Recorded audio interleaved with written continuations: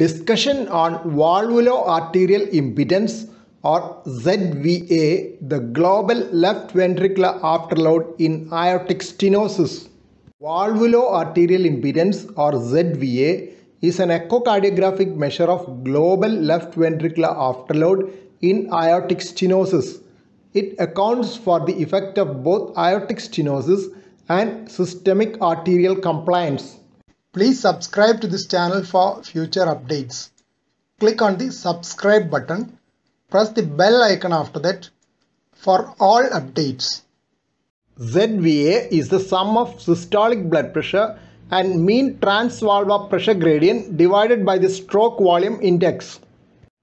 Here the systemic arterial pressure and mean transvalvular gradient are taken beyond the region of pressure recovery in aortic stenosis. This mean transvalvular gradient has been called the net mean gradient.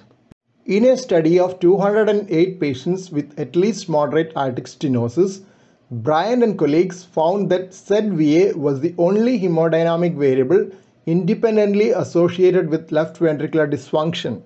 Ito and colleagues showed that post-operative ZVA was significantly associated with regression of left ventricular mass after aortic valve replacement. Left ventricular global afterload must be maintained low for enhancing reverse remodeling of the left ventricle. This would include optimal control of blood pressure in a hypertensive. It has been documented earlier that in patients with mild to moderate aortic stenosis, hypertension was associated with more abnormal left ventricular structure and increased cardiovascular events.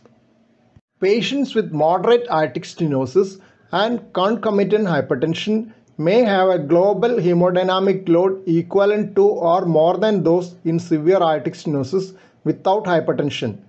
This can lead to development of left ventricular dysfunction and symptoms. Left ventricular ejection fraction may underestimate the myocardial systolic impairment in asymptomatic patients with severe aortic stenosis. Myocardial dysfunction has been demonstrated by 2D speckle tracking study in those with increased global left ventricular afterload, especially in those with low flow aortic stenosis. Circumferential myocardial deformation was shown to be significantly affected. High global left ventricular load was defined as ZVA more than 5 mm of mercury per ml per meter squared. It was found in 18% of the 252 patients in the study by Rick and associates. High global left ventricular load was associated with female gender, higher age, hypertension, more severe aortic stenosis, and lower ejection fraction.